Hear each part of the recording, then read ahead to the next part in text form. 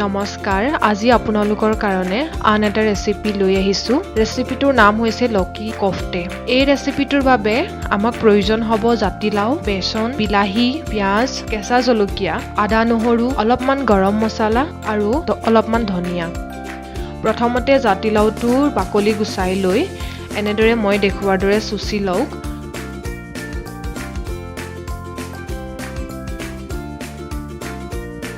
আৰু ইয়াৰ পাছত এখন চাফা কাপোৰত এই চুচাৰ জাতিলাওখিনি লৈ ভালদৰে চেপি পানীখিনি উলিয়াই পেলাই দিয়ক। ভালদৰে চেপিব, লাগিলে 2-3 বাৰ চেপিব যাতে অলপো পানী ৰৈ নাযায়।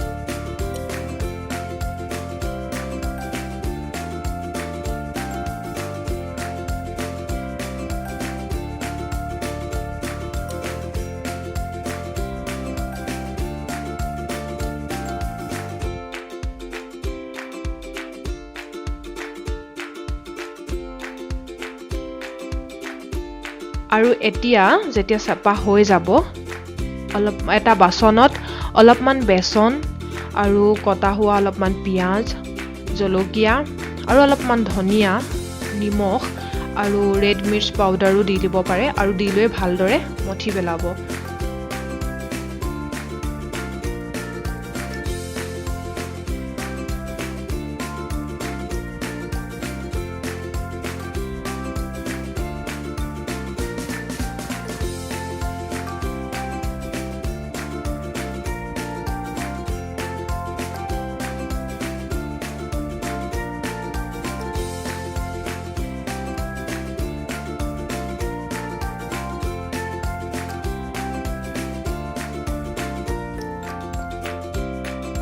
আৰু এতিয়া মঠা হৈ যোৱাৰ পাছত এনেদৰে সৰু সৰুকৈ লাডু বনাই ল'ব, যাতে আমি এইটো ফ্ৰাই কৰি ল'ব পাৰোঁ।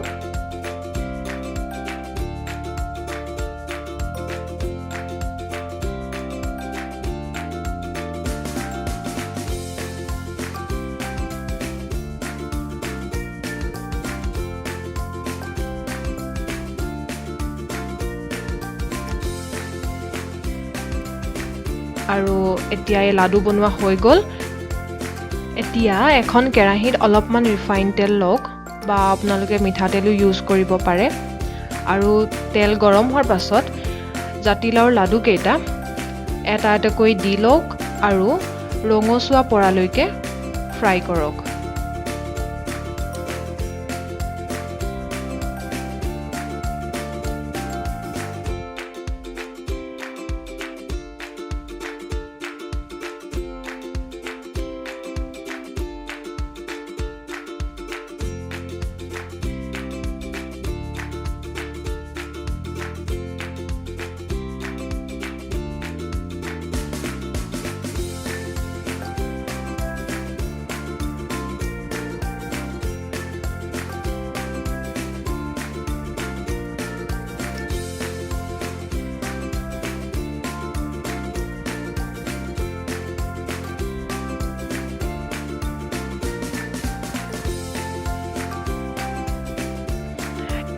এতিয়া মোৰো ফ্ৰাই কৰা হৈ গ'ল লাডুকেইটা, আৰু মই এতিয়া এনেকৈ নমাই থৈ দিছোঁ।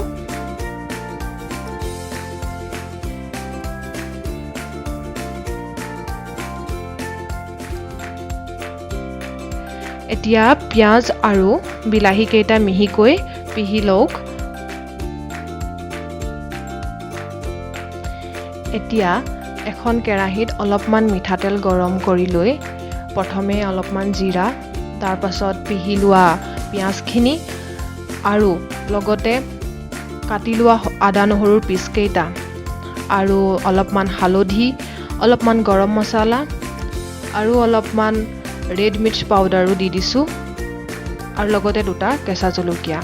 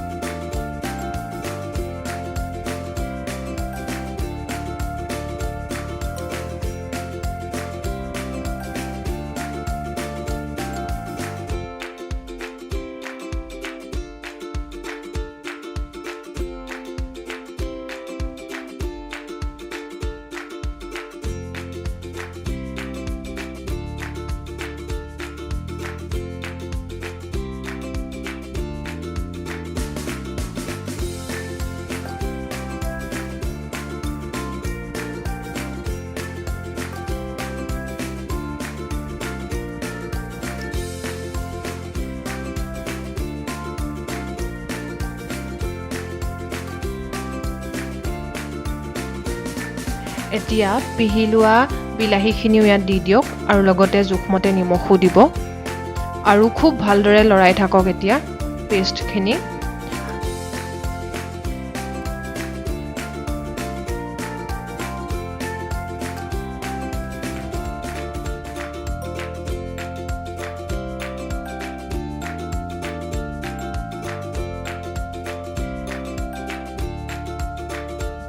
যেতিয়া আপোনালোকে দেখিব যে পেষ্টখিনিৰ পৰা তেলখিনি আঁতৰি গৈছে তেতিয়া তাত জোখমতে পানী দি দিব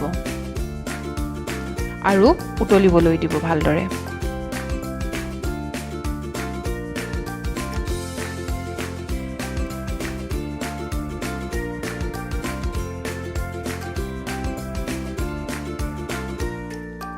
যেতিয়া গ্ৰেভিখিনি ঠিক হ'ব অলপমান ডাঠ হ'ব তেতিয়া লাহেকৈ আমি ফ্ৰাই কৰি থোৱা জাতিলাওৰ এই লাডুকেইটা কোফটেকেইটা ইয়াত দি দিব গ্ৰেভিখিনিত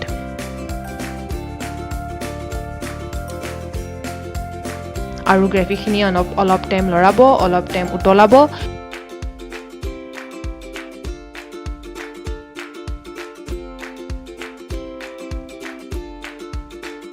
আৰু এতিয়া অলপমান গৰম মছলা ইয়াৰ ওপৰত ঢালি দিব পুনৰ আৰু ভালদৰে মিশ্ৰণটো মিক্স কৰি অলপমান কম ফ্লেমত ৰাখি লৈ নমাই দিব